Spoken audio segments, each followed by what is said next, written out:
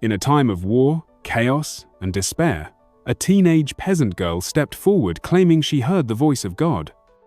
She didn't just speak, she led armies. She didn't just fight, she crowned a king. And for that, she was executed.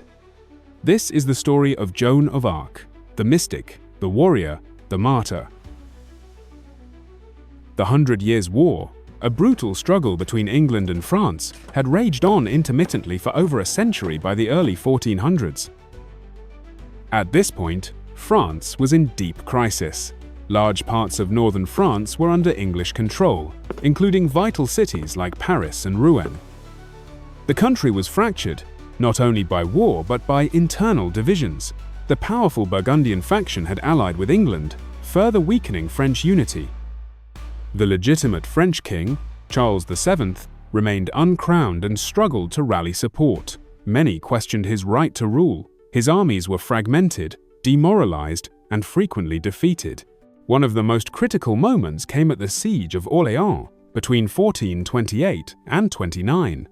If Orléans fell, the English would control the Loire River, the natural gateway into the heart of France, potentially splitting the kingdom in two and signaling the collapse of French resistance.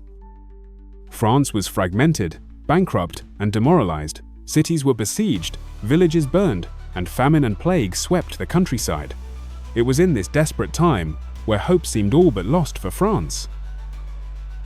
Joan was born around 1412 in the small village of Domremy in eastern France. She came from a poor farming family, lived humbly, and never learned to read or write. But at age 13, she began to experience something extraordinary. Joan claimed she heard voices, which she described as clear, divine, and undeniable. The voices belonged to Saint Michael the Archangel, Saint Catherine of Alexandria, and Saint Margaret of Antioch, all warrior saints in Christian tradition. She said the voices gave her comfort and clarity. Over time, their message became urgent. She was chosen by God to save France and ensure Charles VII was crowned king. Elles me dirent que je devais me bien conduire, aller souvent à l'église, et que Dieu aiderait le roi de France. In 1429, at just 17, Joan left home and traveled to Chinon, where the Dauphin, Charles, was holed up. Dressed in men's clothing and speaking of divine guidance, she shocked the court. Charles agreed to test her. According to some chroniclers, he disguised himself and stood among his courtiers. But Joan reportedly walked straight to him and bowed. Soon after, Charles sent her to Orléans, under siege by the English. Joan rode at the front, carrying a banner, not a sword. She didn't lead strategy, but she inspired troops and demanded bold action. The French broke the siege in just 9 days, a miracle to many. After Orléans, Joan pushed for Charles to be crowned king in Reims, the traditional coronation site. It was deep in enemy territory. In July of that same year, 1429, thanks to her efforts, Charles was crowned King Charles VII. Joan stood at his side, holding her banner. The coronation was a great triumph, but Joan did not see her mission as complete. She believed she was still called to drive the English out of France entirely. In May 1430, Joan was captured during a battle near Compiègne by the Burgundians, allies of the English. She was handed over, not ransomed, and King Charles VII made no effort to save her. He had used her legitimacy. Now, she was a political liability. Joan was taken to Rouen, under English control. Her trial was not fair. It was a political show, orchestrated by the English and conducted by pro-English clergy. She faced charges of heresy, witchcraft, and cross-dressing, the last because she wore male military clothing even while imprisoned, which was considered a serious offense by the church. In truth, Joan began wearing men's clothing in prison not as a statement, but as a practical measure to protect herself from sexual assault. Female prisoners were vulnerable, and this was her way to preserve her modesty and safety. For months, Joan endured relentless questioning. Her inquisitors tried to trap her with complex theological puzzles, hoping she'd contradict herself or admit to falsehoods. But Joan stood her ground with remarkable courage and clarity. When asked if she truly believed her voices were divine, Joan replied simply, "My voices have never deceived me. This statement stunned the court and showed her unshakable faith. In one of the most famous moments of her trial, Joan was asked if she believed she was in the grace of God, a question meant to force her into either lying or admitting doubt, which could condemn her as a heretic. Joan's response was both humble and clever.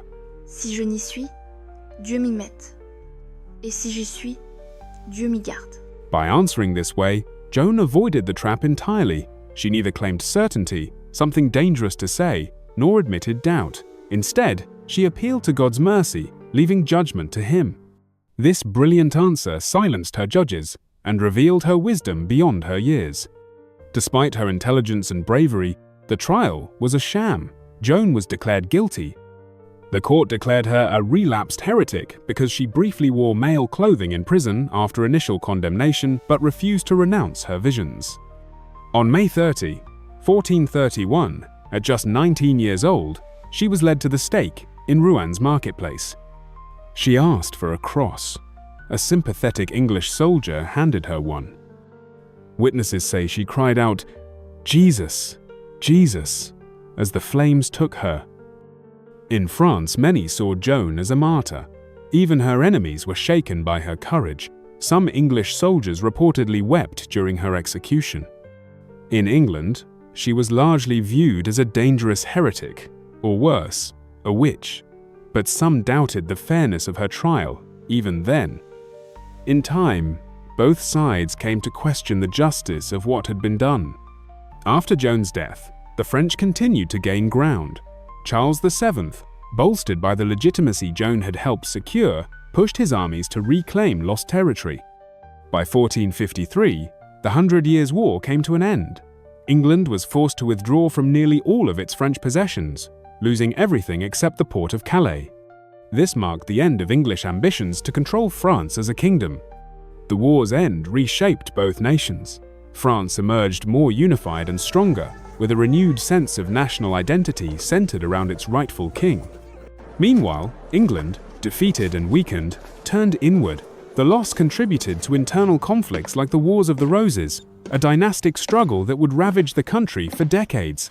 However, Charles VII's reputation was not without blemish. Though he owed much to Joan of Arc's courage and victories, many criticized him for failing to rescue her after her capture. Some believe Charles saw Joan as a political risk once she had served her purpose, choosing caution over confrontation. Yet, in 1456, under Charles's reign, a church retrial cleared Joan's name, declaring her innocent and condemning her original trial as a political sham. This led to the popular French saying, "They have burned a saint," a haunting acknowledgement that France had lost a martyr, an innocent woman whose death was both unjust and tragic, yet whose legacy inspired generations to come. Joan's legend grew. In 1920, she was declared a saint by the Catholic Church. She became a symbol for many causes: French unity, religious devotion, even feminism. In both world wars, French soldiers wore her image into battle. Whether Joan of Arc was truly chosen by God is something only you can decide to believe or not.